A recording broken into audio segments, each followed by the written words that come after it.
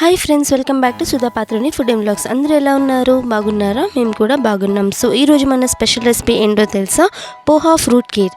ఈ రెసిపీ చాలా quick recipe అండి. చాలా సింపుల్గా, ఈజీగా, చాలా టేస్టీగా కూడా ఈ రెసిపీ చేయొచ్చు. ఇంటికి ఎవరైనా చుట్టాలు వచ్చినా, గెస్ట్స్ వచ్చినా ఇది మీరు చేసుకోవచ్చు. సో ఈ రెసిపీని ఎలా ప్రిపేర్ చేసుకోవాలో ఇప్పుడు చూసేద్దామా మరి.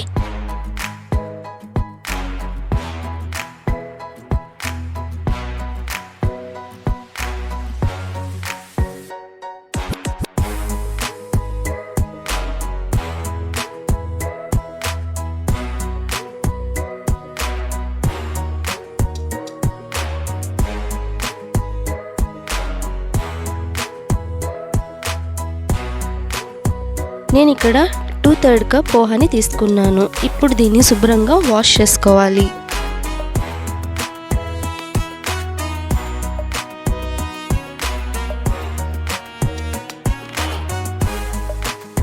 సో వాష్ చేసుకుని ఇలా పెట్టుకోవాలి. మనం ప్రొసీజర్ అయ్యేలోపు ఇది బాగా నానిపోతుంది. సో ఇప్పుడు నేను ఒక ప్యాన్లోకి పాలని యాడ్ చేసుకుంటున్నాను. నేను ఇక్కడ 1 కప్ పాలని తీసుకున్నాను. పాలు కొంచెం హీట్ ఎక్కిన తర్వాత నేను ఇందులోకి కండెన్స్ మిల్క్ అనేది 2 స్పూన్స్ యాడ్ చేసుకున్నాను. అదేవిధంగా షుగర్ అనేది 1/4 కప్ యాడ్ చేసుకున్నాను. ఇప్పుడు శుభ్రంగా మిక్స్ చేసేసుకో.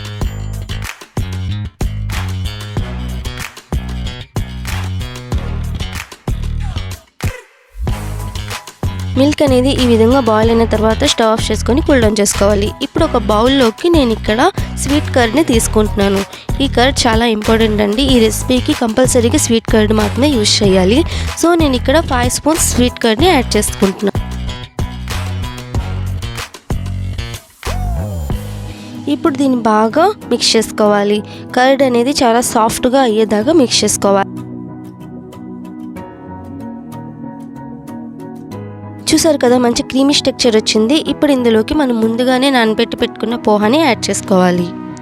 పోహాని ఒకసారి బాగా మిక్స్ చేసుకున్న తర్వాత ఇందులోని నేను యాపిల్ని యాడ్ చేసుకుంటున్నాను. ఫ్రూట్స్ అనేవి మీకు ఏ ఫ్రూట్స్ అయినా ఇందులో యాడ్ చేసుకోవచ్చు. ఏ సీజనల్ ఫ్రూట్స్ అయినా, ఏవైనా మీకు నచ్చిన ఫ్రూట్స్, అలాగే డ్రై ఫ్రూట్స్ కూడా ఇందులో యాడ్ చేసుకోవచ్చు.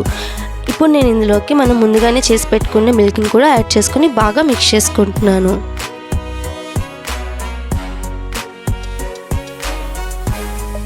ఈ కీర్ అనేది రెడీ అయిపోయింది. మీరు కావాలి అనుకుంటే దీన్ని వేడివేడిగా సర్వ్ చేసుకోవచ్చు, లేదంటే కూల్ డౌన్ చేసుకొని కూడా సర్వ్ చేసుకోవచ్చు. ఫ్రిడ్జ్లో 1 అవర్ పెట్టుకొని తింటే చాలా బాగుంటుంది. సో నేను ఇక్కడైతే వేడిగానే సర్వ్ చేస్తున్నాను. చూసారు కదా, చాలా సింపుల్గా, చాలా క్విక్గా ఈ రెసిపీ ఎలా ప్రిపేర్ చేసుకోవాలో. ఇది మీ ఇంటికి కానీ ఎవరైనా గెస్ట్లు వచ్చినా ఈ విధంగా మీరు ట్రై చేస్తే చాలా బాగుంటుంది. అలాగే ఇంట్లో పిల్లలకు కూడా ఈ విధంగా చేసి పెడితే వాళ్ళకి చాలా నచ్చుతుంది. సో ఈ రెసిపీని మీరు తప్పకుండా ట్రై చేయండి. ఈ రెసిపీ కనుక మీకు నచ్చినట్టయితే లైక్ చేయండి, షేర్ చేయండి, సబ్స్క్రైబ్ చేసుకోవడం మర్చిపోవద్దు. అలాగే పక్కనే ఉన్న బెల్ ఐకాన్ని కూడా క్లిక్ చేయండి. ఇలాంటి మరిన్ని మంచి రెసిపీస్తో మీ ముందుకు మళ్ళీ వచ్చేస్తాను ఫ్రెండ్స్. అంతవరకు బాయ్, టేక్ కేర్.